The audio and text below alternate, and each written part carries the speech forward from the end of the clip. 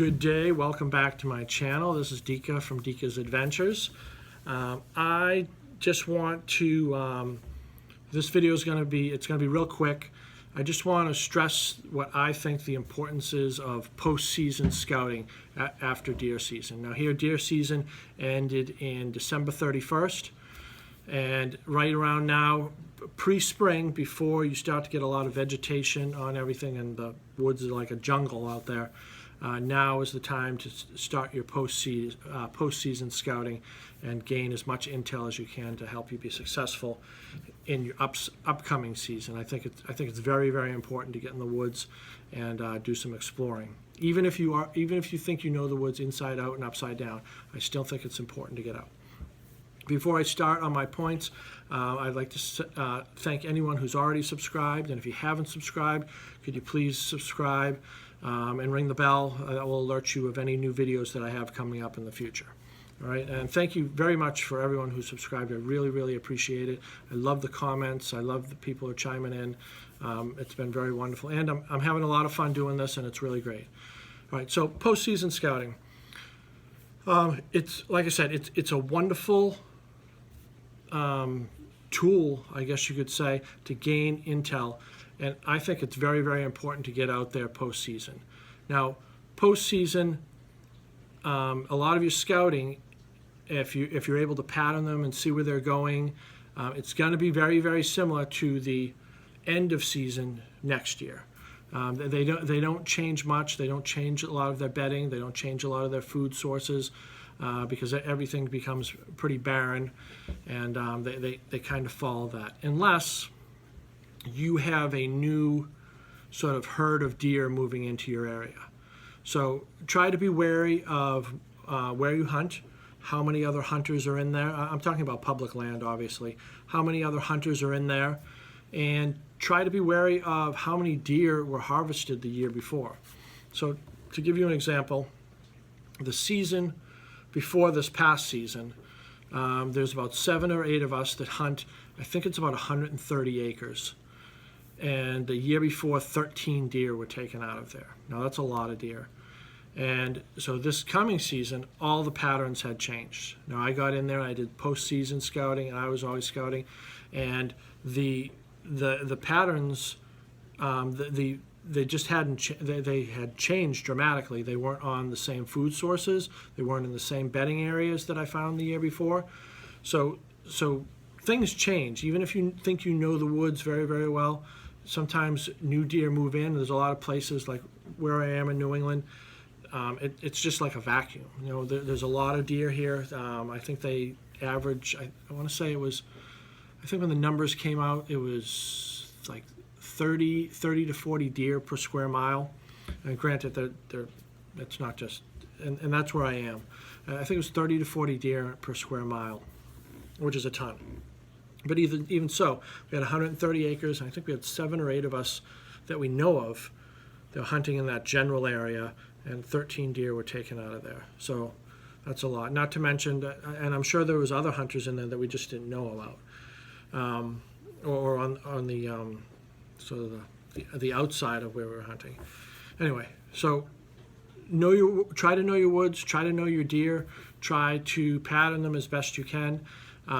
When you get in, if there's snow on the ground, that's a huge advantage, because you can just follow tracks forever. And a lot of times that I find when I follow tracks, that you realize that the home area of your deer is much smaller than you thought. Around here in New England, the home area of a deer outside of the rut is 2 miles at the most. Most of them stick within a mile. They have tons of food. They have tons of cover. So what I would do, if you don't have, whether you have snow or don't have snow, I would start at your current stand locations, whether you're going to move them or not, and start there and look for runs, look for old rub lines, old scrape, any sign you can find, and then just build off of that. And what you'll find is, because the woods are so barren compared to early season where there's a lot of vegetation and greens and everything and browse and all types of things for the deer to eat, that their food sources change. I don't know if you've ever heard. It's a lot of people. You see it all over Facebook where areas people put corn down during the winter for deer to eat, and it ends up killing them because they don't have the enzymes in their belly, and they just bloat up and they end up dying. Now, I thought it was kind of bullshit, but it turns out it's actually true, unless the deer in that area are used to eating corn. Now, normally there isn't corn in the winter, but a lot of deer aren't used to, and we get big bags of corn from Bass Pro or Dick's Sporting Goods or Cabela's or whatnot, and we put them down for the deer to eat during the winter to get pictures or whatnot, and it ends up killing them in certain areas. So you have to know what your deer eat. You want to know what they browse on for different seasons, like pre-rut or I would say early season and post-season for the most part. You have to know what's in your area. If there's no corn in your area, don't put down corn. So I would start, like I said, I would start at your areas and work out from there. And you're going to find, you'll be surprised at what you find if you haven't done this, if you haven't done postseason scouting. You're going to find all these little runs and hideaways and pinch points and sort of cross sections that these deer move through when they're getting pressured. And they just know to move through them. I'm sure any of us, we've all sat in a stand, and you can hear something. Say you're set up and there's swamp behind you or whatnot. You can hear them moving in there, and they're not far from you, but you can't see them. Now, you go to that area post-season, and you'll find it's just crisscrossed with runs all over the place in there. So be wary of that. I wrote some things down, so I just don't want to forget anything. So, like I said, start at your old stands, move your way back, and obviously you're gonna, move forward from there. And scrapes, rub lines. If there's snow on the ground, that's wonderful. If you can locate bedding is a key, and usually the food source isn't too far from bedding. Beds, I find they're very, very easy to find when there's snow because you just they poop when they first get up. So if you can find an area that has a lot of scat, chances are bedding isn't too far.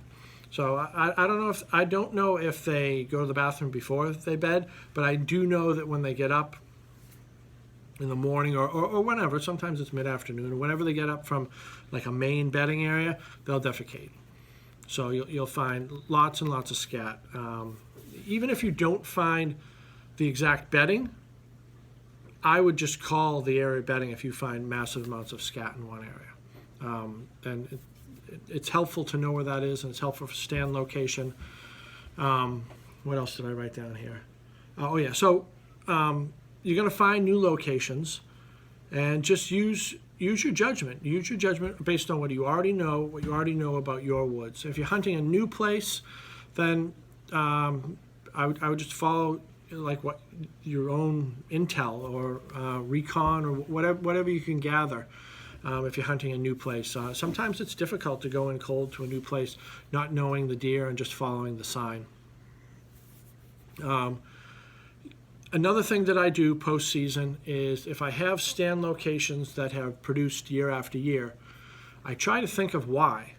Like, even though I continue to harvest deer from that area, why do they keep coming back? And why do they keep coming back? Like what makes this area better than other areas? And what is it good early season? Is it good late season? And just try to gain that intel so I have it.